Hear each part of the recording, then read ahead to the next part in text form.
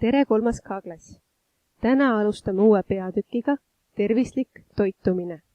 Inimene vajab võimalikult mitmekesist toitu, et kõik elundid tema kehas saaksid vajalikul hulgal toitaineid.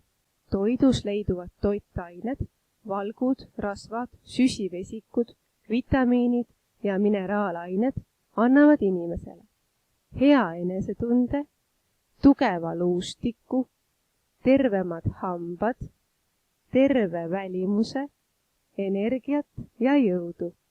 Toitained on vajalikud, et laps oleks terve, kasvaks ja areneks. Palun vaata õpikust leheküljelt 43 joonist taimsed ja loomsed toiduained. Taimsed toiduained on teraviljatooted, näiteks nagu leib ja kartul, puuviljad ja marjad, köögiviljad, taimeõlid, pähklid ja seemned. Ja loomsed toiduained on näiteks munad, liha ja kala ning piimatooted. See toidupüramiid on sulle juba sööklast tuttav. Aga vaata siiski seda uuesti. Püramiidi alumises osas on need asjad, mida me peame kõige rohkem sööma, ning ülemises otsas on need, mida võiks kõige vähem tarvitada. Sööma peaksime iga päev midagi 5 toidugrupist. 1, 2, 3, 4, 5. Ning pea ka meeles, joo puhast joogivett.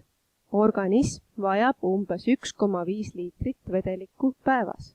Sellest suure osa saab laps toidust ja jookidest.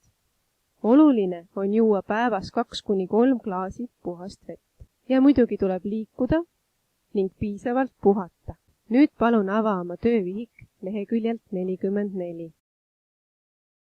Tervislik toitumine. Ülesanne 75. Kirjuta tabeli igasse ossa, mis toiduained ja toidud sulle maitsevad. Ülesanne on lihtne, seega ma ei hakka palju seletama. Teraviljasaadused. Vaata oma õpiku toidupüramiidi pealt, mis on teraviljasaadused, ja kirjuta siia oma lemmiktoiduained. Siin on taimsed toiduained ja siin on loomsed. Ülesanne 76. Tõmba maha joogid, mida ei soovitata iga päev juua, ja põhjenda. Võin sulle anda ühe väikse vihje. Näiteks mahla ei soovitata iga päev juua, sest seal on liiga palju suhkrut. Palun lahenda siis need ülesanded ja saada mulle pilt. Head aega!